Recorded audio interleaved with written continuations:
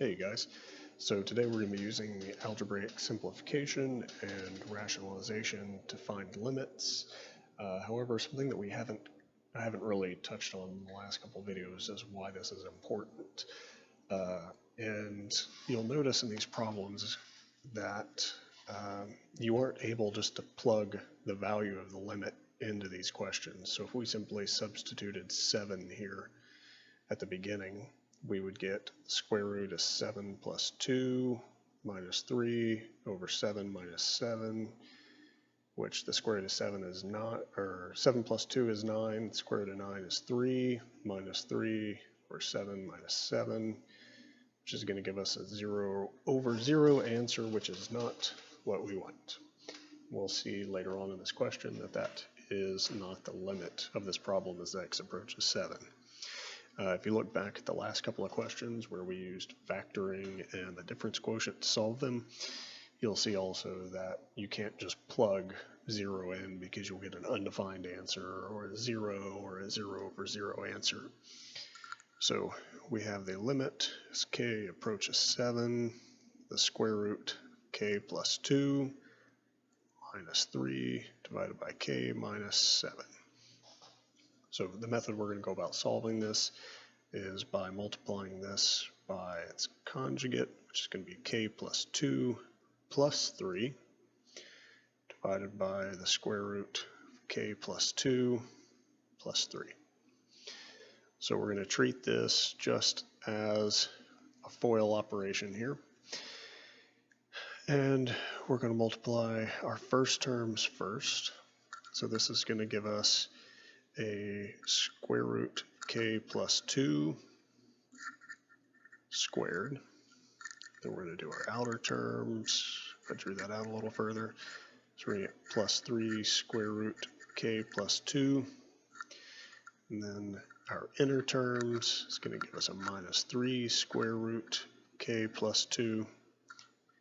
And then the last terms are going to give us a minus 9. And for the sake of ease, I'm actually going to leave these two as they are. So we're going to leave this as k minus 7 square root k plus 2 plus 3.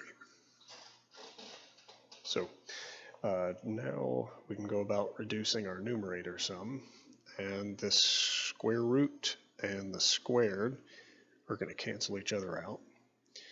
And that's going to give us the limit as k approaches 7 of k plus 2. And we have plus 3 square root of k plus 2 minus 3 square root of k plus 2. These two are going to cancel each other out. And then we're just left with a minus 9 all over k minus 7 times the square root k plus 2 plus 3. So as we move forward to this, the 2 minus 9 here is going to give us k minus 7 over k minus 7 times the square root k plus 2 plus 3. And you'll notice here we have a k plus 7 in the numerator and a k plus 7 in the denominator. These will cancel each other out. And that is going to leave us with the limit as k approaches 7 of 1 over the square root of k plus 2 plus 3. We can now evaluate this as k approaches 7 and say that 1 over square root 7 plus 2 plus 3, this is 9, and the square root of 9 is 3, so this becomes 1 over 6.